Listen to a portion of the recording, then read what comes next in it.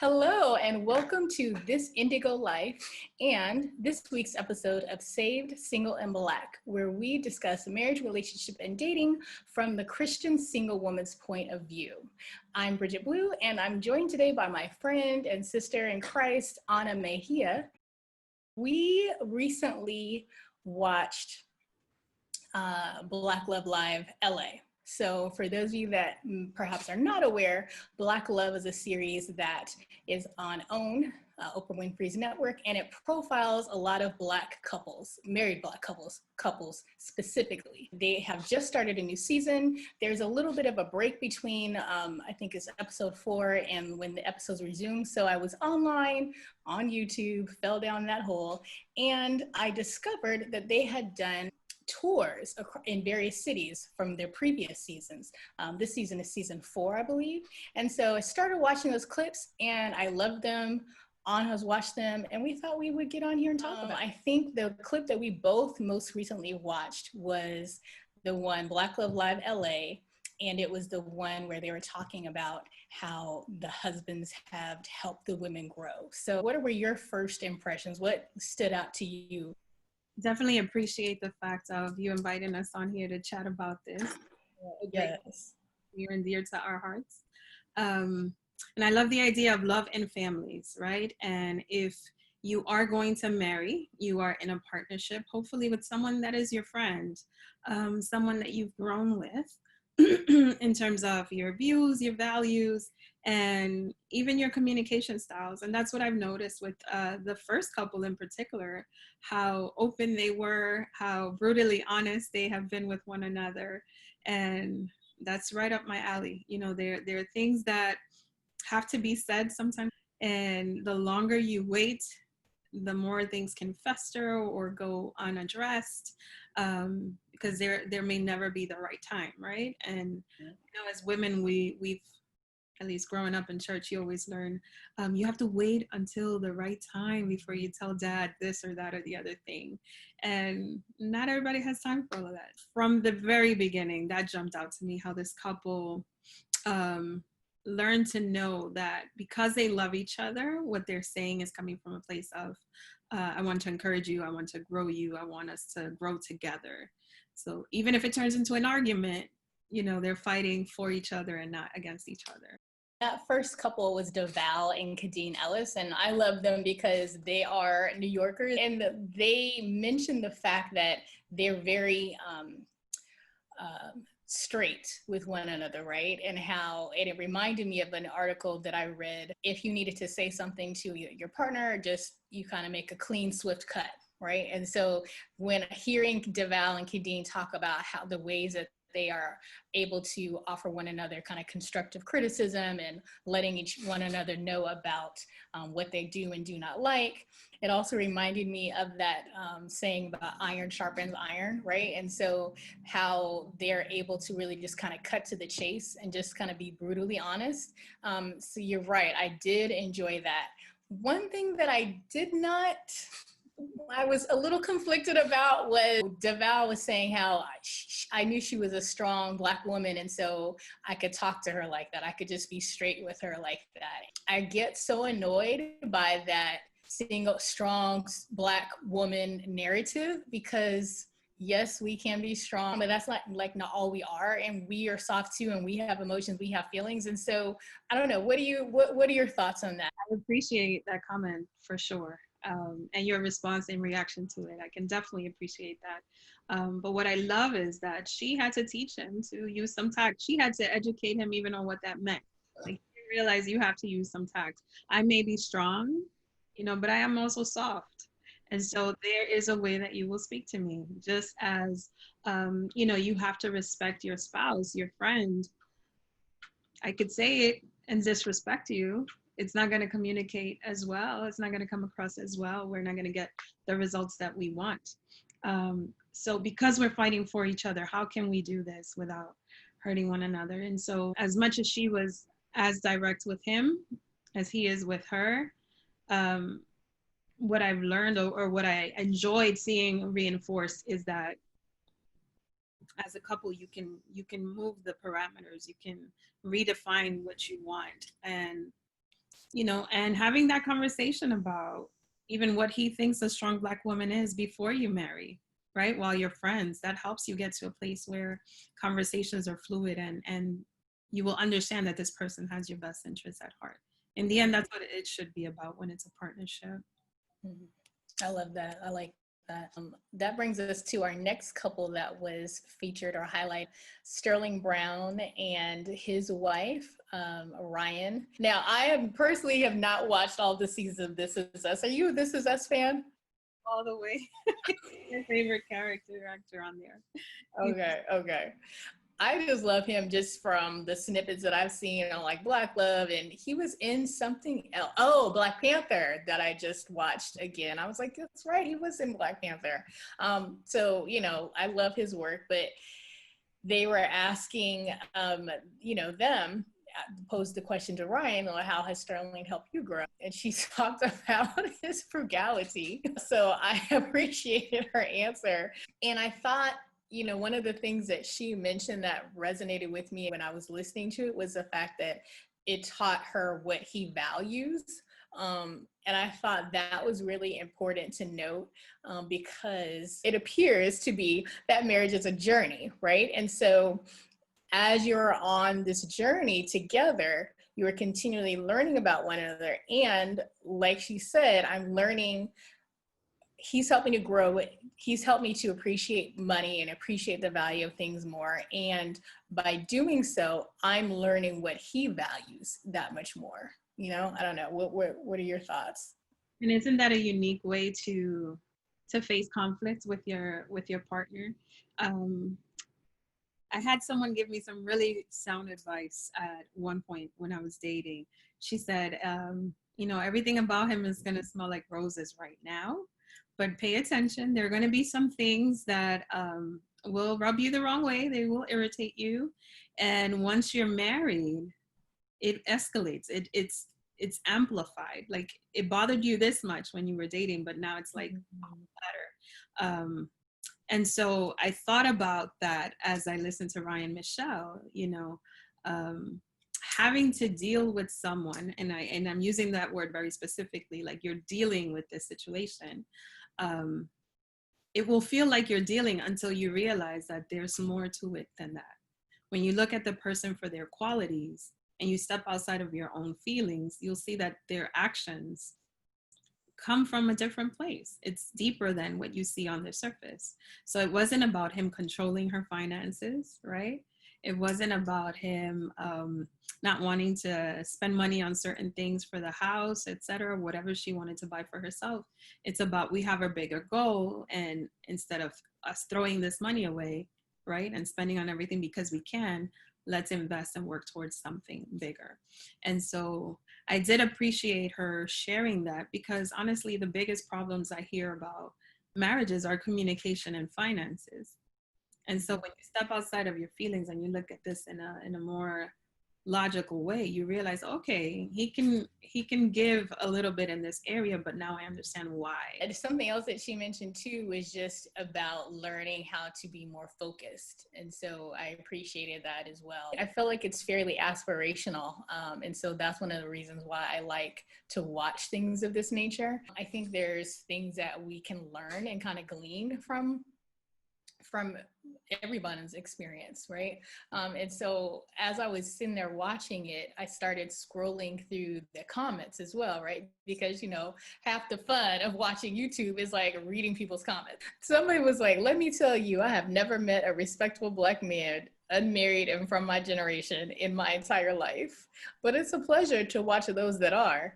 So, and when I read that, I was like, oh, shoot. I was like, man, I felt like bad for this person, whoever this person is. And then I started like reflecting upon, you know, my experiences. I was like, well, wait a minute. Like I've met obviously I've met respectable Black men, right?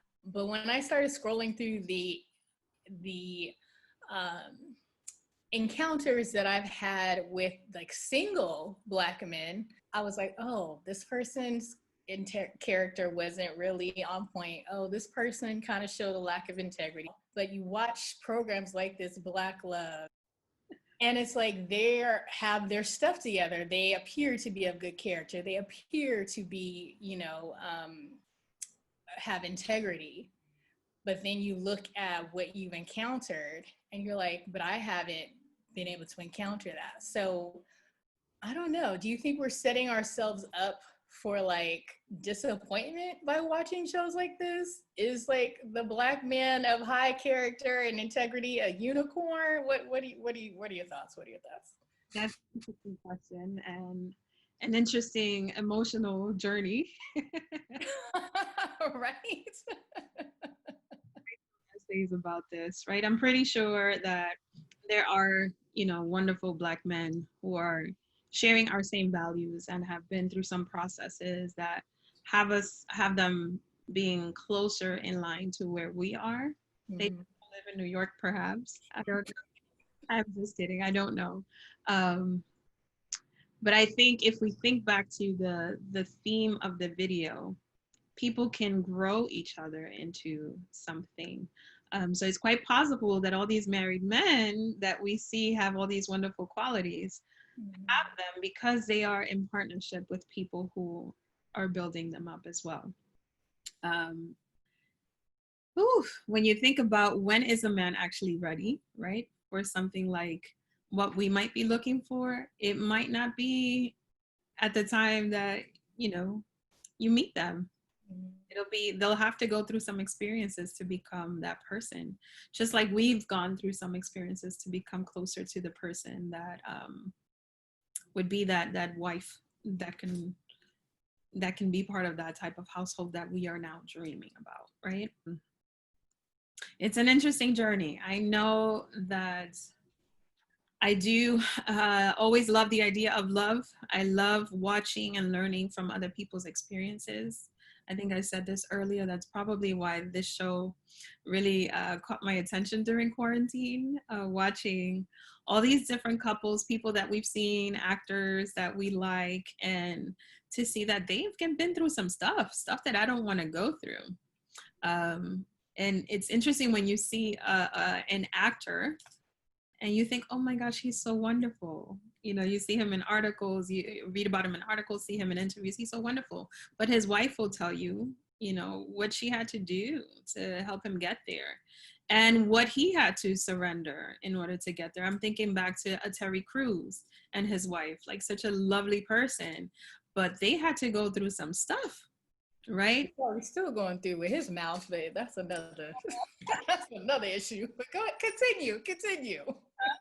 I don't know enough about them to have an opinion on it, but it makes me think like the people that we are meeting, we are all sowing seeds into each other. So encounters that you have with your brothers in church or co-workers or people that you meet, there are things that you're depositing in their lives that will challenge them where they are. Like they may see you and say, you know what, I might not be where I need to be in order to be with someone like Bridget, but I can work on those things. Or wow, she makes me want to be a better person. My nephew, he says this about his wife, when he met her, and he thinks he's pretty awesome. I think he's pretty awesome already. But when he met her, like he started thinking completely differently, and of course now they're married, have two beautiful children, a home, and everything that they are working to and aspiring for. And I'm pretty sure everything's not perfect, right? Because once we become perfect, we can go to heaven. We don't need to live here. But they have made a commitment to work together and work for each other towards these goals. And so thinking about the men that we're meeting, these unicorns, mine's a rhino. He's strong and tough. Okay. He I always have to go back to the notion that God's timing is perfect and he knows best. I evolve, I change, I mature.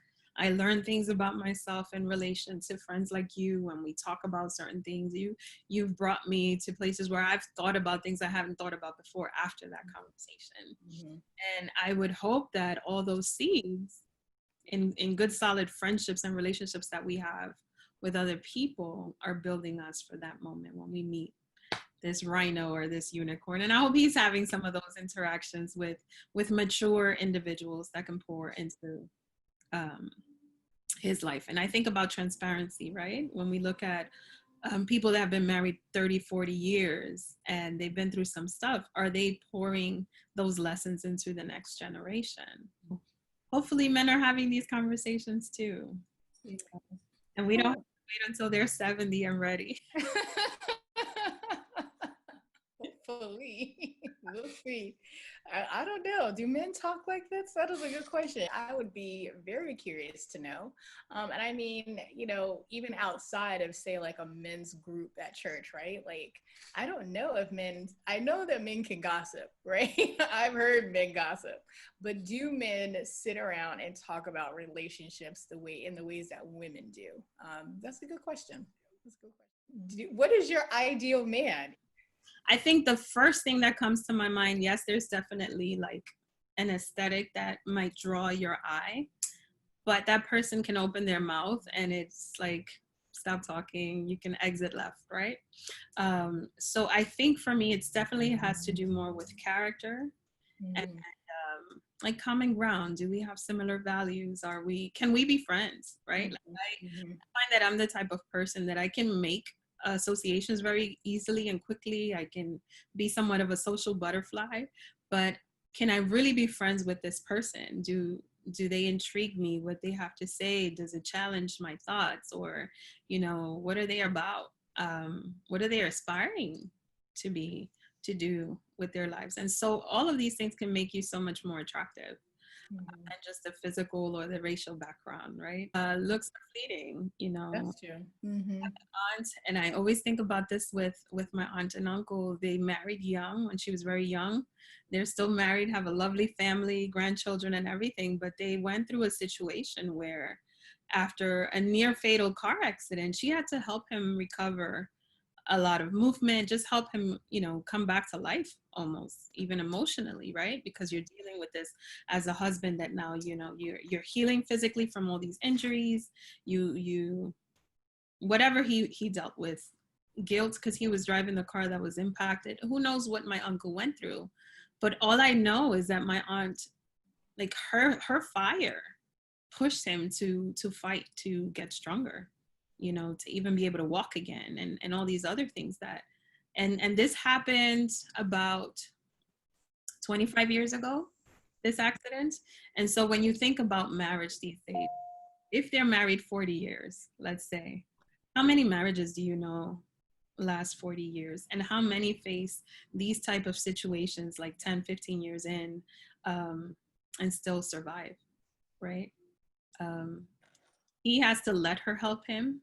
He has to accept the help, but she also has to want to, you know, and it's going to be a lot, but you have to be committed to this marriage. And so I think about that when you think about, you know, who would be an ideal husband, who would be an ideal wife. It could be the other way around. I could, you know, wake up one day and not remember you. Are you going to stay here?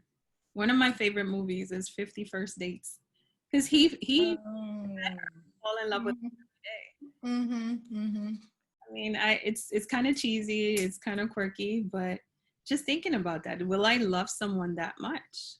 Can I love someone that much, or do I love myself more? You know. So yeah, I think we want love. We, Black or otherwise, we want love, we want respect, but are we willing to give what it takes to receive it? You know, it's an investment. And I don't know that I've met anyone yet that I'm willing to do that for. Right. Yeah, I found myself thinking about that too. And I agree with you 100% in that it is more than the physical, right? I mean, obviously you could tell that the couples that were profiled in that clip, in that segment, are friends, right? And so I think that's the most important foundation, other than God, obviously.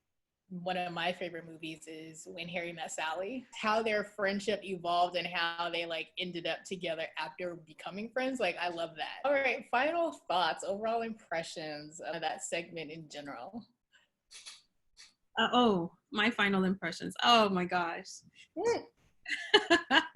I noticed that when Ryan Michelle was answering the question about her husband Sterling, Mm-hmm. it was really beautiful. You know, it was really beautiful to see that what she highlighted about him were things that definitely were character building, probably were difficult to absorb in the beginning because you don't know where it's coming from. But once you see it, it makes them that much more. And I love that she used the word admirable. Mm-hmm. You know, I think about that. Can I admire this person? Can I respect this person? If he's to lead our household, right, as the Bible says, I need to respect you. I need to know that I can follow you. And like you said it, I'm Dominican. I'm kind of, I got this. I got this Caribbean situation going on where not only am I Caribbean, but I'm also a New Yorker, you know, where you have to hustle and you learn how to find solutions for problems. And so sometimes you don't know that you don't want to ask questions of your spouse, right? Or you don't want to necessarily do what they said. And so to listen to Ryan addressing this, you know, she was in disagreement with him about certain things, but ultimately in learning to understand her spouse, she was able to admire those things and adopt some of it. His hyper focus when he's working, and maybe she wants to cuddle on the couch, but he's working, and so now's not the time. Or I need him to help the kids with the homework because I have to cook, or I have to, study for my own projects that I'm working on. But you adjust, right? And so I really appreciated that. And something I noticed, which probably a lot of people may or may not notice, was when Ryan was speaking about Sterling, the host kissed his wife's shoulder.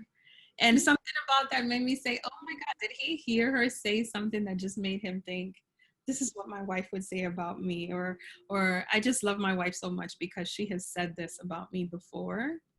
And then as the episode closed out, he was just pouring out his love for his wife publicly. And that was a lovely way to close it. I was sitting here cheesing.